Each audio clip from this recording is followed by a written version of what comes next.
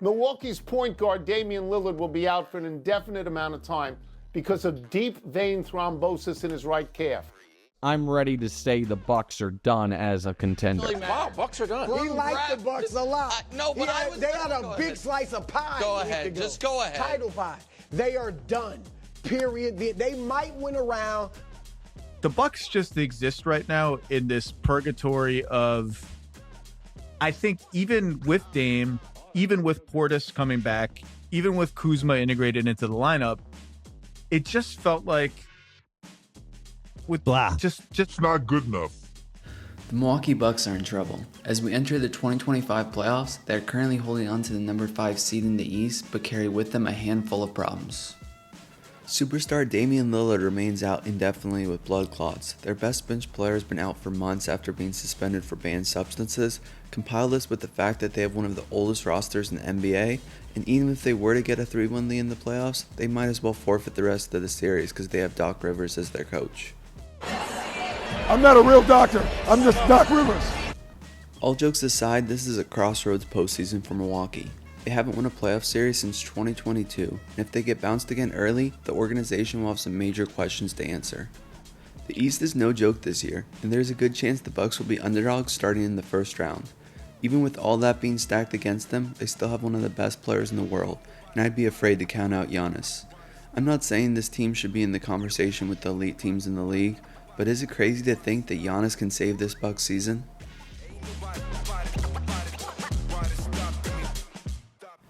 Before we get into the current state of this season, I want to provide some background on how the Bucks got to this point. Everyone by now is well aware of how the Bucks hit the all-time jackpot in the 2013 draft, selecting a skinny kid from Greece who was playing in games with high school-sized crowds. In hindsight, everyone seems to think it was obvious Giannis would become a star, but it doesn't always work out when drafting a guy with a high ceiling, low floor. Just look at the last few years of Bucks draft picks. Giannis would work out, however, it wouldn't happen right away. But within a few years of getting NBA conditioning, Giannis would come into his own, making his first All-Star appearance in the last year of his rookie deal. After a few first-round exits, the Bucks would have their breakout year in the 2018-2019 season, finishing as the Eastern Conference #1 seed after winning 60 games. They would take a 2-0 lead in the Eastern Conference Finals. At this point in time, it seemed like Greek Freak was taking over the league.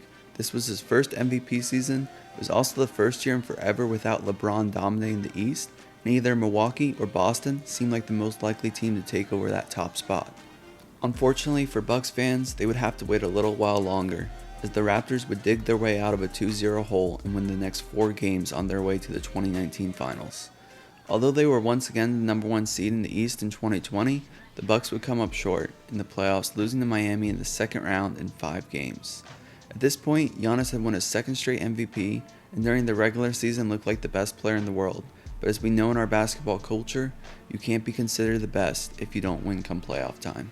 Antetokounmpo had went from a beloved fresh-faced future star to a guy that couldn't show up when it mattered most. That was all about to change with the 2021 season.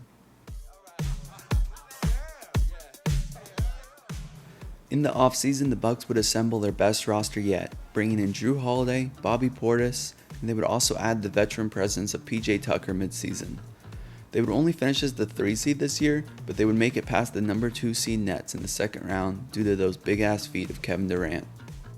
The #1 seed Sixers would choke away their series against the Hawks, so Milwaukee was given a gift of an Eastern Conference Finals opponent in an Atlanta team that wasn't really ready for that type of stage. Now we had Giannis on the big stage of the NBA Finals, and he would not disappoint. Giannis would average 35.2 points per game and 13.2 rebounds per game against Phoenix, leading the Bucks to their first title in 50 years. In the final game, he sealed their victory with 50 points, 14 rebounds, and 5 blocks. He became only the 7th player to score 50 plus in a finals game and delivered a signature game few others could ever match. There were no more questions about who was the king of the NBA. Giannis had snatched the throne.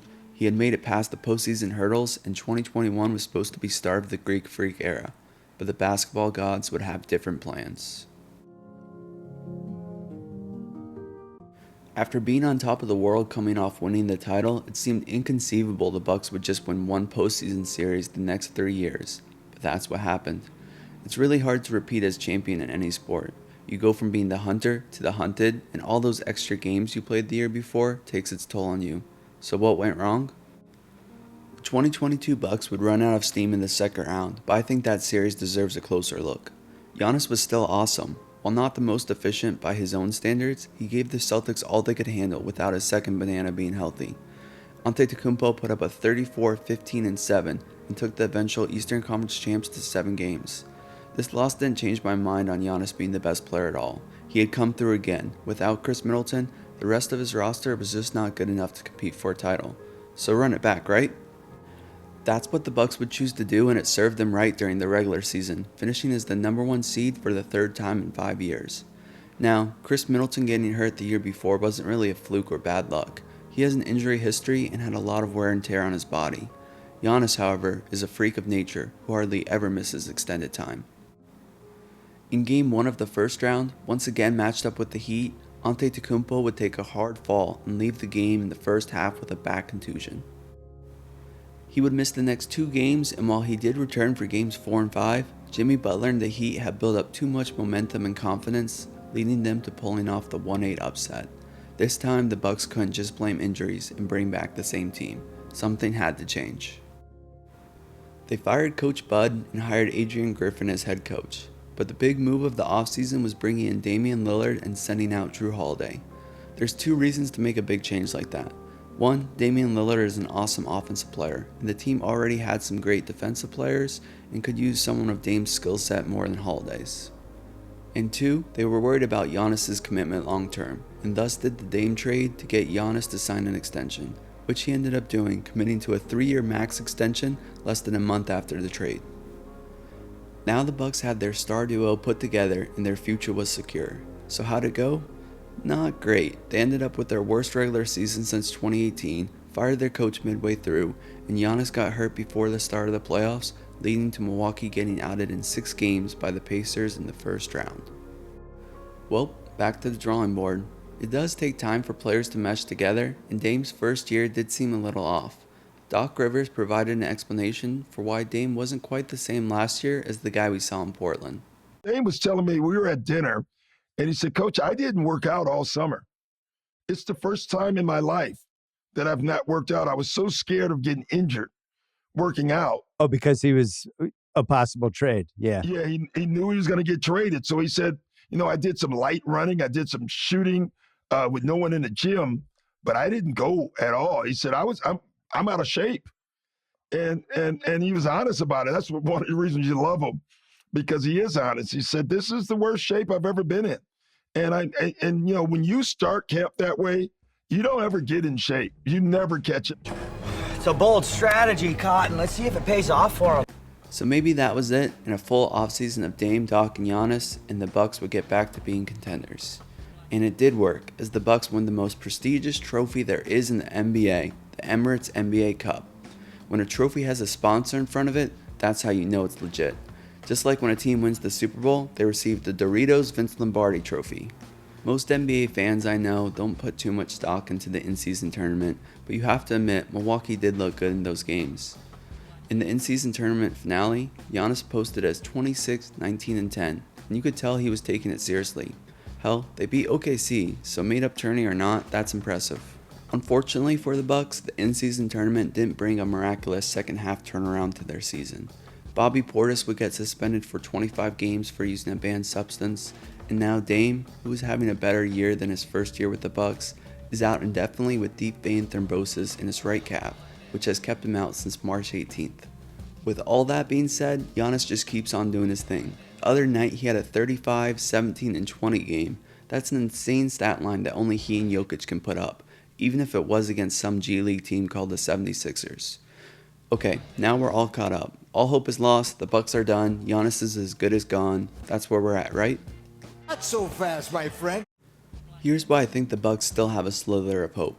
Giannis is healthy. Like we covered, he hasn't been healthy in the last 2 postseasons, and the 2 before that, he took the Celtics to 7 games with a depleted roster, and the year before that, won the NBA title. This season, he isn't even in the MVP conversation, but is almost certainly going to finish top 4, which would be his 7th year in a row, finishing 4th or higher. He also is averaging over 30 points per game with over 60% shooting from the field. something he did during the 2023-2024 season as well. Can you guess how many other players have done that in NBA history? 0. It's only him. He's one of a kind. You may say Giannis is awesome, but the Bucks team still sucks. How can one player make a deep playoff run? Fair point, but it does seem like there is a little more optimism that Damian Lillard can come back. My understanding is doctors are encouraged by where it's at. They see that blood clot is actually lowering. It's decreasing. It's diminishing. And he's doing some light workouts right now. He's hopeful to get cleared here in the next week and a half to go full contact. Right now, the Bucks are 13th in title odds, but you'd have to imagine if Dame does come back, they'd have a better chance than they're being given right now.